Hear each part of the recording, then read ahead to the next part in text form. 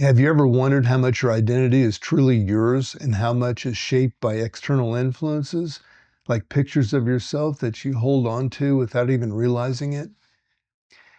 This speech uncovers the layers of these pictures that we create, how they control us, and how the profound transformation that begins when we start to let them go.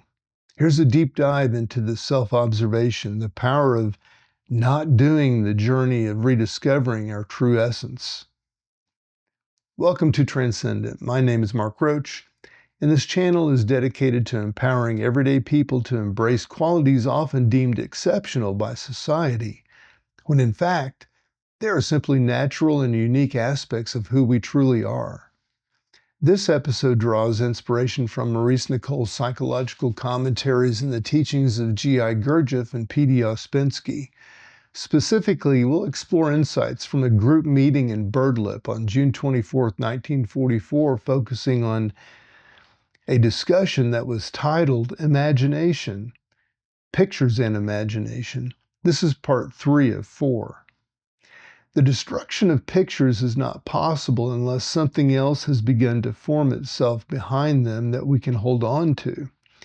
This comes from long and conscious self-observation, which on one side is debunking oneself or seeing through oneself onto something rather odd and strange lying behind. I fancy pictures may change a little according to one's age, but the power remains. Now, people often say, and sometimes emphatically, well, granted, I have pictures of myself. What should I be? This is certainly a question that shows the wrong approach. If you can begin to see a picture, if you become conscious of it, if you begin to dislike it, if you try to get away from it, to separate from its hypnotic power, if you begin to like that picture, but invent it, then the change that results will be exactly what you need.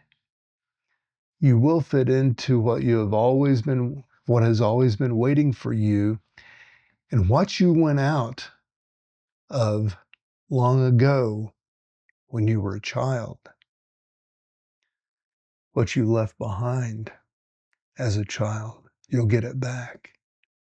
Let me remind you that so much of the work consists of getting rid of things, of stopping things, of not doing things. For instance, if you have some well-developed systems of negative emotion or depression in you, it is useless to say, what should I do instead?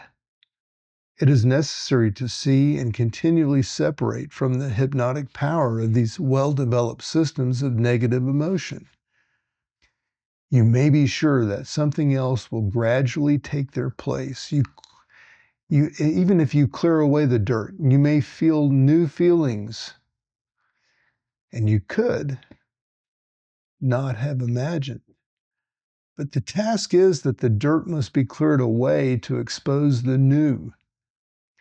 That is where the practical work on oneself lies. It's not a question of what should I do, but what should I not do? It is the other way around, at least in the main. One exception, and the greatest of all, is that one must try to remember oneself at least once a day and do it deliberately. To give ourselves this shock, the first conscious shock, is a thing we can try to do, but it is possible. But we have no time. There is always the roar of things, the torrent of thoughts and worries. There is always something to worry about. Yet self-remembering is not going against the flood stream of inner and outer things. It is raising oneself, not contending. Contending is another kind of effort. Self-remembering is not identifying with oneself for an instant, as if one were merely acting and had forgotten. When one remembers oneself, one forgets oneself. One is no longer a picture. However, it is possible to form a picture of oneself, remembering oneself. Just notice here how you work And what is the quality of your effort? To return to pictures, occasionally pictures are in abeyance and something odd and strange emerges. I remember it was said of someone, she is very nice when she forgets herself. It is often said that a person is nice when you get her alone. Men sometimes relax. They're no longer in uniform. These uniforms, these dresses that we wear, belong to the side of the pictures. I am at least married, or I say I am at least respectable. These phrases belong to the pictures of oneself as being a particular sort of person having a label.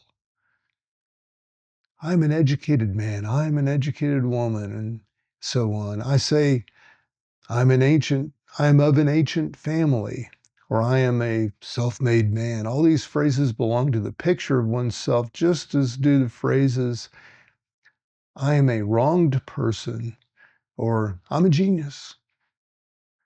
Owing to the multiplicity of one's being is very difficult to know, to feel what one is. This is because one, we have lost touch with essence, and two, because essence is not developed. It is a great labor to feel and to know even the beginning of oneself. It takes a long time, this discovery of oneself, but it is always different from what one imagined. People lead all sorts of invented lives owing to pictures. We dress ourselves in pictures which often to others are laughable, but not to ourselves. It is sometimes extraordinary to notice a person active in some picture. One wonders why the person cannot see the picture. This is very simple. What is not simple to see that you yourself are a picture. Pictures are formed from what you have read at an impressionable age. Novels of a period often form the pictures of a generation, either in one way or in the opposite way by reaction. One identifies with the hero or the heroine, or one tries to be different. The stage also contributes to pictures. I remember behaving like Lewis Waller for a week until it was forcibly pointed out to me. Films gave rise to obvious pictures, often in quite nice people. They begin to look, speak in another way. All this is hypnotism. However, it is more deeply due to the lack of any real center of gravity in ourselves, which renders us easily hypnotized. Now we forget the source of origin of our pictures, and after a time, we're unaware we have pictures of ourselves. We no longer see limitations. We no longer see imitations. We have no gold, nothing real. Gold is something not acted on. This happens perhaps more often today than formerly in the past. Modern science renders hypnotism more easily by means of films and the radio, etc. People imitate others and form pictures of themselves being like what they are not. But actually, this has always happened in all ages, but I fancy the means of hypnotism are more numerous today. Quite simple, uninvented people are hard to find in modern life. Everyone must needs be something he is not. You must remember that all this goes back to the hypnotizing force acting on mankind, which made mankind imagine they were eagles, lions, magicians, etc., and so on. It has probably been much the same. Gurdjieff used to say that things were always much the same in all ages, that is, the general balance of things.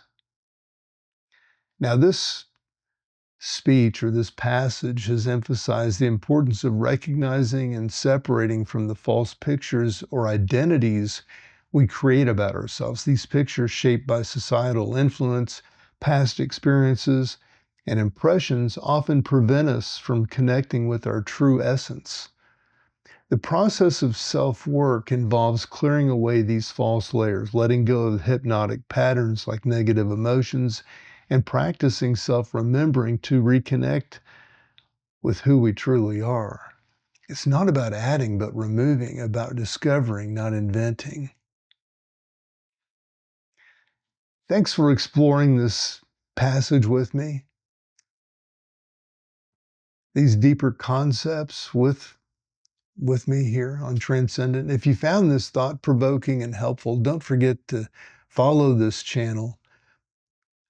Keep checking back for more insights into self-discovery, personal growth, and understanding, as well as the next episode of this chapter. Let's continue this journey together. I'm Mark Roach, and this is Transcendent.